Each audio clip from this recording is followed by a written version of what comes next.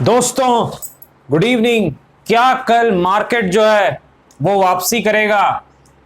Nifty जो है वो जो है ऊपर की तरफ जाएगा या फिर जो है सपोर्ट जोन टूट जाएंगे? तो क्या होगा निफ्टी में, मार्केट में, चर्चा करेंगे आज और जो है स्टॉक्स की एनालिसिस करने का हम प्रयास करेंगे।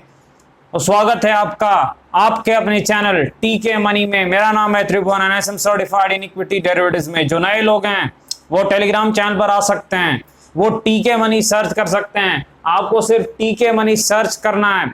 5100 के आसपास मेंबर्स पहले से हैं टेलीग्राम पे। आप टीके मनी सर्च करेंगे और टेलीग्राम पर आ जाएंगे। और अगर आपको फ्री में डीमैट और ट्रेडिंग अकाउंट ओपन करनी है, नीचे डिस्क्रिप्शन में लिंक है, आप उस लिंक से अकाउंट ओपन कर सकते हैं। चलिए चर्चा की शुरुआत करते हैं। सबसे इंपॉर्टेंट है मार्केट यानी निफ्टी। देखिए निफ्टी में आज क्या हुआ है। मार्केट में जो है डाउ जोन्स जो है काफी अच्छी तेजी उसने दिखाई थी, फ्राइडे को सपोर्ट बचा लिया था, तो मार्केट आज ऊपर के तरफ खुला। लेकिन देखिए हांगकांग और जो बाकी एशियाई मार्केट है उसमें काफी गिरावट थी, तो सेंटीमेंट थोड़ा वीक हो गया और डाउ फ्यूचर्स भी नेगेटिव में आ गए थे, तो मार्केट नीचे खुला। मार्केट जो है ऊपर ज्यादा नहीं खुल पाया जैसी हमारी उम्मीद थी, लेकिन ऊपर जरूर खुला और तकरीबन 200 पॉइंट ऊपर तो गया भी, 15,100 के आसपास वो गया। लेकिन देखिए उसके बाद एक गिरावट आई। जो सपोर्ट लेवल्स हमने डिस्कस किए थे, मेरे ख्याल से 14,900 के आसपास जो है सपोर्ट जोन हमने निफ्टी में डिस्कस किए थे, तो सपोर्ट तो आज बच गया है। जो प्रॉफिट बुकिंग आई उसमें सपोर्ट आज बच चुका है, बाउंस बैक आया है सपोर्ट में। लेकिन देखिए आपको एक चीज याद रखनी है कि मार्केट में कल क्या हो सकता है। एक चीज आपको याद रखनी है, थोड़ा सा आपको क्रूड ऑयल पर भी नजर रखना है। ये जो क्रूड ऑयल का प्राइस है वो 70 के आसपास जा चुका है, तो यहां पर देखिए मार्केट के लिए थोड़ा नेगेटिव रहता है। अगर क्रूड ऑयल जो है वो 75-80 के लेवल्स को पार कर जाएगा, तो मेरे ख्याल से जो है वो जो ऐसी इकोनॉमी है, डेवलपिंग इकोनॉमी, या जो क्रूड ऑयल इंपोर्ट करती है, यानी कि जिन्हें जो है ज्यादातर क्रूड ऑयल बाहर से लेने पड़ते हैं, उनके लिए थोड़ा जो है दिक्कत रहती है। ये चीज मैंने देखी। और सेंटीमेंटली थोड़ा सा मार्केट जो है वो गिरता है अक्सर जो है जब इस प्रकार की जो है क्रूड ऑयल में तेजी आती है। लेकिन इसका मतलब ये नहीं, क्रूड ऑयल के ऊपर जाने से कभी बेयर मार्केट नहीं आता, इतना आप याद रखिएगा। क्योंकि क्रूड ऑयल का ऊपर जाना यानी दुनिया की इकोनॉमी जो है वो अच्छा कर रही है, तो ये चीज आप याद रखिएगा। लेकिन सेंटीमेंटली कहीं ना कहीं शॉर्ट टर्म में क्रूड ऑयल अभी 70 के आसपास है, अगर 75-80 चला गया तो ये थोड़ा नेगेटिव रहेगा, तो थोड़ा नजर रखना है। मैं ट्रेड तो नहीं करता ऑयल को, लेकिन चार्ट उसके जरूर देखता हूं। ऑयल के और रुपये के चार्ट, दोनों चार्ट में हर दिन देखता हूं। ट्रेड भले मैं नहीं करता हूं, आपको पता है कमोडिटी और करेंसी में इस वक्त मैं ट्रेड नहीं करता हूं, लेकिन देखता जरूर हूं क्रूड ऑयल के चार्ट को। याद रखना है, तेल महंगा होगा तो थोड़ा जो है हमारी जो इकोनॉमी है उसको कहीं ना कहीं जो है यहाँ पर जो है महंगाई भी बढ़ने का जो है खतरा रहता है। ये चीज आप याद रखिएगा। तो सेंटिमेंटली थोड़ा सा नेगेटिव रहता है। आगे देखते हैं, देखिए मार्केट में क्या हो सकता है। देखिए मार्केट में एक इंपॉर्टेंट लेवल है कल के लिए, जो आज सपोर्ट जोन था वही कल के लिए भी इंपॉर्टेंट है। 14,870 से लेके 14,900 सपोर्ट है कल के लिए मार्केट का। यानी कल के लिए मार्केट का सपोर्ट क्या है, अगर आप कहेंगे तो 14,900 के आसपास का लेवल क्यों है इंपॉर्टेंट। देखिए पहली चीज, जो पैनिक सेलिंग हुई थी फ्राइडे को, तो उस दिन लो लगा था 14,870 का, और आज भी जब गिरावट आई है तो ये 14,900 कुछ के लेवल से घूमा है। तो मेरे ख्याल से ये जो लेवल है एक इंपॉर्टेंट टेक्निकल लेवल बनते जा रहा है। अगर मार्केट इस लेवल को तोड़ दे तो फिर आपको और गिरावट दिख सकती है, लेकिन ये सपोर्ट जोन बच जाएगा तो आपको एक अच्छी बाउंस बैक आएगी। तो मेरे ख्याल से 2-3 दिन में आपको 15,250 तक भी ले जा सकती है। याद रखिएगा, अगर घूमा पलटी मारा, मेरे ख्याल से आपको अच्छे खासी जो है मूवमेंट दिखेगी। तो रेजिस्टेंस कहां पर है मार्केट का? देखिए बड़ा रेजिस्टेंस मार्केट का 15,250 है, जो मैंने कहा कि वहां तक अगर घूमेगा जा सकता है। लेकिन बीच में भी एक रेजिस्टेंस है जहां ट्रेडिंग लेवल जो हम कहते हैं वो मेरे ख्याल से 15,100 का है। तो इंपॉर्टेंट ये होगा, अभी तो डाउ फ्यूचर जो है वो नेगेटिव में है, तो आज डाउ कैसा बंद होता है वो भी देखते हैं क्या होता है। लेकिन आपको याद रखना है 15,100 ये जो रेजिस्टेंस लेवल है तब वैलिड होगा अगर मार्केट इसे नीचे खुलेगा। तब मान लीजिए गैप अप हो जाए, काफी अच्छी जो है चाल आ जाए, डाउ में जो रिकवर कर जाए, तो मेरे ख्याल से फिर अगर इससे ऊपर खुल गया मान लीजिए तो ये लेवल वैलिड नहीं रहेगा, तो फिर आप सिर्फ इस लेवल को देखेंगे 15,250। लेकिन अगर नीचे खुलता है मेरे ख्याल से थोड़ा जो है फ्लैटिश सी ओपनिंग होती है या थोड़ा सा पॉजिटिव, तो 15,100 जो है ये रेजिस्टेंस का काम करेगा, क्योंकि देखिए यहां से घूमा था, नीचे की तरफ आया था। तो मार्केट इंपॉर्टेंट लेवल को याद रखता है, इस चीज को हमेशा याद रखिएगा। जो ट्रेडर्स हैं वो इंपॉर्टेंट लेवल्स को हमेशा याद रखते हैं।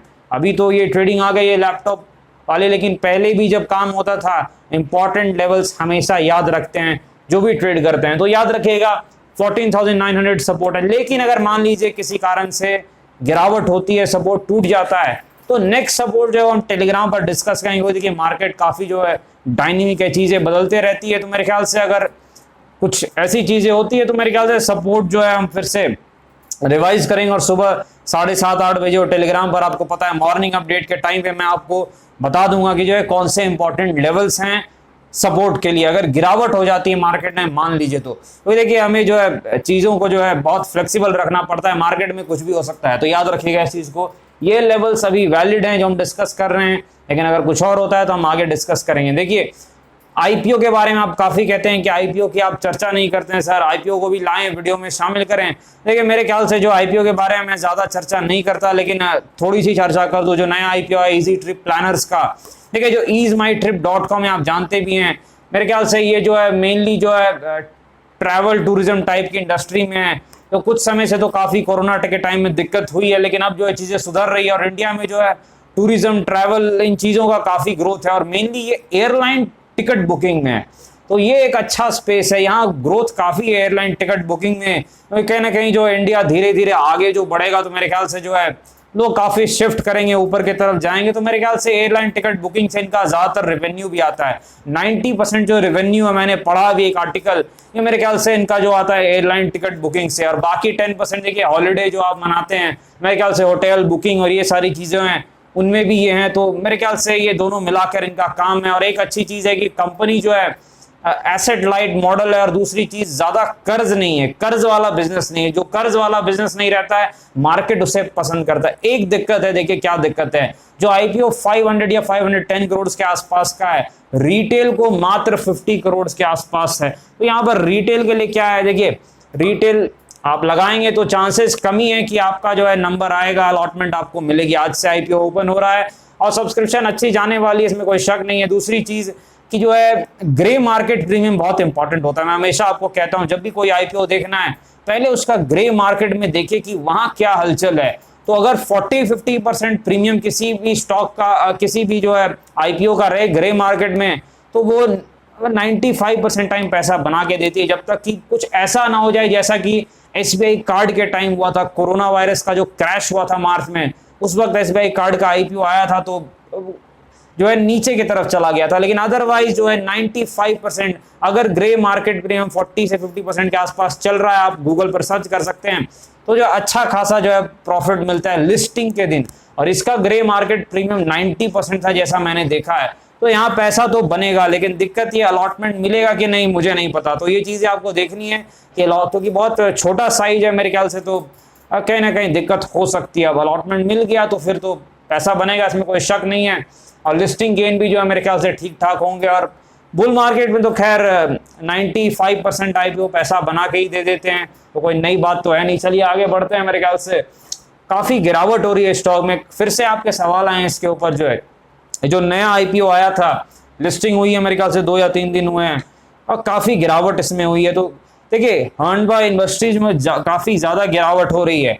देखिए कल हमने डिस्कस किया था कि 800 के आसपास एक सपोर्ट है, अगर सपोर्ट बचाएगा तो फिर बाउंस आएगा, लेकिन सपोर्ट टूटेगा तो एक बड़ी गिरावट हो सकती है। तो देखिए एक गिरावट हुई है इसमें और अच्छी खासी गिरावट हुई है। फंडामेंटली कंपनी अच्छी है, इसमें कोई शक नहीं है, लेकिन जो है थोड़ी महंगी कंपनी थी फंडामेंटली। तो मेरे ख्याल से जो आईपीओ के बाद इन्वेस्टर्स ने प्रॉफिट बुकिंग के लिए सोचा तो वहां से काफी गिरावट आ गई। लेकिन मेरे ख्याल से फंडामेंटली कंपनी अच्छी है, कोई दिक्कत है नहीं। गिरावट ज्यादा हुई है क्योंकि थोड़ी महंगी हो गई थी, तो इन्वेस्टर्स जो है पैनिक कर गए और जैसे ही सपोर्ट टूटा 800 का, ट्रेडर्स भी पैनिक कर गए, उन्होंने जो है कहीं ना कहीं प्रॉफिट बुकिंग स्टार्ट कर दी। जो बिग ट्रेडर्स हैं, याद रखिए सपोर्ट रेजिस्टेंस जो है वो बड़े वाले सपोर्ट रेजिस्टेंस नहीं बनते हैं आईपीओ में, वो हम बस इंट्राडे लेवल्स को देख के, कुछ प्राइस एक्शन वॉल्यूम देख के हम एक लेवल्स निकालते हैं। तो वो देखिए, याद रखिए अब जो है सपोर्ट कहां पर है इसका, 730 के आसपास मेरे ख्याल से सपोर्ट है, क्योंकि गिरावट काफी आई है। तो 730 के आसपास एक सपोर्ट है। रेजिस्टेंस इसका देखिए 800 के आसपास है, जिस सपोर्ट को इसने तोड़ा है वही रेजिस्टेंस बन गया है। तो 800 के आसपास रेजिस्टेंस है इस वक्त पे, और 730 के आसपास जो है इसका सपोर्ट है। याद रखिएगा इस चीज को। नई कंपनी है तो मेरे ख्याल से ज्यादा लेवल्स इसने बनाए नहीं है, तो कोई बड़ा सपोर्ट रेजिस्टेंस आपको नहीं मिलेगा। ये सिर्फ ट्रेडिंग के लिए काम चलाओ लेवल्स हैं। आगे बढ़ते हैं, नेस्ले के पास चलते। देखिए नेस्ले का जो स्टॉक है आपको पता है फंडामेंटली बहुत strong company, high quality management है, लॉन्ग टर्म कोर पोर्टफोलियो का स्टॉक है। और जब ये 16,000 के आसपास था, मैंने टेलीग्राम पर आपको बताया भी था कि अच्छे लेवल्स पर है लॉन्ग टर्म इन्वेस्टर्स के लिए। और मेरे ख्याल से 5 या 6% वहां से दौड़ भी चुका है, 900 रुपए की चाल आ चुकी है। अब देखना है, देखिए रेजिस्टेंस कहां पर ये देखना है। और आप चार्ट लगाएंगे तो मेरे ख्याल से जो रेजिस्टेंस है 17,500 के आसपास है। तो मेरे ख्याल से थोड़ी बहुत और चाल बची है यहाँ पर, बस मार्केट में जो है गिरावट ना हो जाए। अदरवाइज मेरे ख्याल से 17,500 के आसपास भी ये जा सकता है। सपोर्ट कहां पर है, वहीं से जहां से मैंने आपको टेलीग्राम पर अपडेट किया था और ये घूमा भी था। 16,000 के आसपास सपोर्ट लेवल्स हैं और 17,500 रेजिस्टेंस लेवल है। तो कहीं ना कहीं प्रॉफिट बुकिंग वहां पर की जा सकती है। ऐसे लॉन्ग टर्म में ये ऊपर जाएगा, इसमें कोई शक नहीं है, ये सिर्फ शॉर्ट टर्म की बात है। तो चलिए नेस्ले देख लिया, आगे बढ़ते हैं, सुबेक्स के पास चलते हैं। सुबेक्स आपको याद होगा मेरे ख्याल से जनवरी में हमने कवर किया था सुबेक्स लिमिटेड को, काफी दौड़ रहा था। मैंने आपको कहा था थोड़ा रुक जाइए, जब स्टॉक दौड़ रहे होते थोड़ा रुक जाइए, उसे जो है एक जो है कंसोलिडेट होने दीजिए, उसके बाद जो है आप उसमें अगर जाते हैं तो आपको प्रॉफिट हो सकता है। और 25 के आसपास मैंने आपको बताया भी था एक अच्छा सपोर्ट है, यहाँ से घूम सकता है, घूमा। और फिर आपको क्या बताया था कि 32 के आसपास रेजिस्टेंस, ये देखिए जो रेजिस्टेंस है ये निकलेगा, रॉकेट बन सकता है। और आज तो मेरे ख्याल से बुलेट ट्रेन की रफ्तार से दौड़ा है, जैसे ही 32 के लेवल्स को निकाला है, रेजिस्टेंस को निकाला है, रॉकेट बन गया है। तो जिन्होंने नीचे में लिया है, काफी लोगों ने लिया है, मेरे ख्याल से जो है थोड़ी प्रॉफिट बुकिंग की जा सकती है। बाकी जैसा आपको ठीक लगे आप करें, लेकिन मेरे ख्याल से नीचे आपने लिया है तो अच्छा खासा प्रॉफिट हुआ है, प्रॉफिट आप बुक कर सकते हैं। लेकिन अगर मान लीजिए आपने नहीं लिया है तो मैं हमेशा एक चीज कहता हूँ, चलती हुई ट्रेन में जो है दौड़ के नहीं बैठना है, वरना एक्सीडेंट हो सकता है। बस जो है वो बुलेट ट्रेन जो है ये चल पड़ी है, तो बुलेट ट्रेन जो है अब आपको दौड़ के बैठना नहीं है, मैं आपको बता रहा हूं। अदरवाइज हो सकता है आप जो है चक्कर में फंस सकते हैं। जिन्होंने पहले लिया है उनके लिए अच्छा है, वो एंजॉय कर सकते हैं, थोड़ा प्रॉफिट बुक कर सकते हैं। ऊपर के लेवल पर काफी तेजी आ चुकी है। लेकिन जिन्होंने नहीं लिया है तो मेरे ख्याल से आपको वेट करना चाहिए, जैसा मैंने पहले भी कहा था, और वेट करने का अच्छा फल मिला है। अब सपोर्ट कहां पर बन गया, जो रेजिस्टेंस था वही सपोर्ट है, 32 अब सपोर्ट बन गया है। और रेजिस्टेंस शॉर्ट टर्म चार्ट पे कुछ दिख नहीं रहा है, मेरे ख्याल से लंबा चार्ट लगाना पड़ेगा, बहुत ज्यादा अंदर जाना पड़ेगा। तो ठीक है, 32 के आसपास जो है वो सपोर्ट है, और रेजिस्टेंस अभी कुछ है नहीं। और जब तक पार्टी होती है जिनके पास है वो डांस कर सकते हैं। आगे बढ़ते हैं, देखिए आलोक इंडस्ट्रीज के पास चलते हैं। एक बहुत अच्छा फिर से जो है दिन रहा आलोक इंडस्ट्रीज के लिए, अच्छी खासी जो है बाउंस बैक आई। एक वक्त पर मेरे ख्याल से 8% के आसपास ये ऊपर था, लेकिन फिर जो है मार्केट में गिरावट आ गई निफ्टी में और काफी सारे स्टॉक्स गिरने लगे। तो इधर भी एक गिरावट आई है, लेकिन मेरे ख्याल से जो है अच्छी खासी जो है चाल इसने दिखाई है, 4% के आसपास आज ऊपर गया है। तो मेरे ख्याल से देखिए एक चीज आपको याद रखनी है, वॉल्यूम कितने हुए एक बार हम चेक कर लेते हैं। 22 मिलियन, इसका मतलब जो है 2.2 करोड़ के आसपास के वॉल्यूम हुए हैं। तो ठीक है, एवरेज से 2 टाइम्स ज्यादा वॉल्यूम हुए हैं। अब आपको याद रखनी है कि यहाँ पर जो ये लेवल एक है 22.7, इसके ऊपर इसको निकाल के खड़ा होना पड़ेगा, तभी अगली चाल आएगी जो इसको कम से कम जो है मेरे ख्याल से 27 तक ले जा सकती है।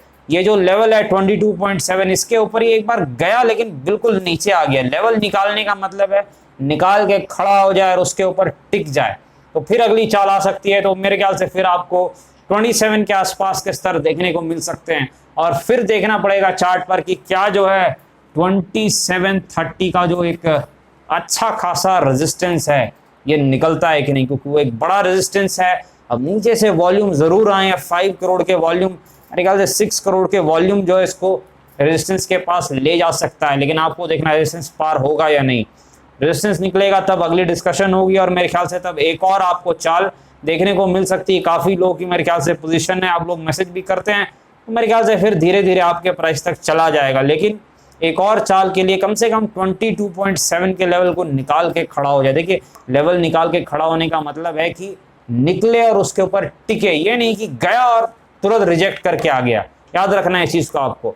तो आगे बढ़ते हैं, मेरे ख्याल से रेल टेल के पास चलते हैं। देखिए अच्छी कंपनी है, फंडामेंटली एक स्ट्रॉन्ग पीएसयू स्टॉक है। गिरावट हो रही है थोड़ी मेरे ख्याल से इसमें, मेरे ख्याल से 2 या 3 दिनों से लगातार ये गिर रहा है। अब ये टेक्निकल गिरावट है, फंडामेंटल कोई दिक्कत नहीं है, लॉन्ग टर्म के लिए अच्छा स्टॉक है मेरे ख्याल से, एक अच्छी कंपनी है। तो चलिए सपोर्ट देख लेते हैं, सपोर्ट रेजिस्टेंस कहां पर है। मेरे ख्याल से 145.50 जो है सपोर्ट है, तो मेरे ख्याल से सपोर्ट आसपास आ चुका है। पिछले बार भी मैंने कहा था 150 के आसपास ही सपोर्ट है और वही है, अभी भी चेंजेस नहीं है। 145 150 का जो जोन है ये सपोर्ट का काम कर सकता है। इसके लिए रेजिस्टेंस कहां पर है, देखिए रेजिस्टेंस जो है इसके लिए मेरे ख्याल से 170 के आसपास का जो जोन है वो रेजिस्टेंस का काम करेगा।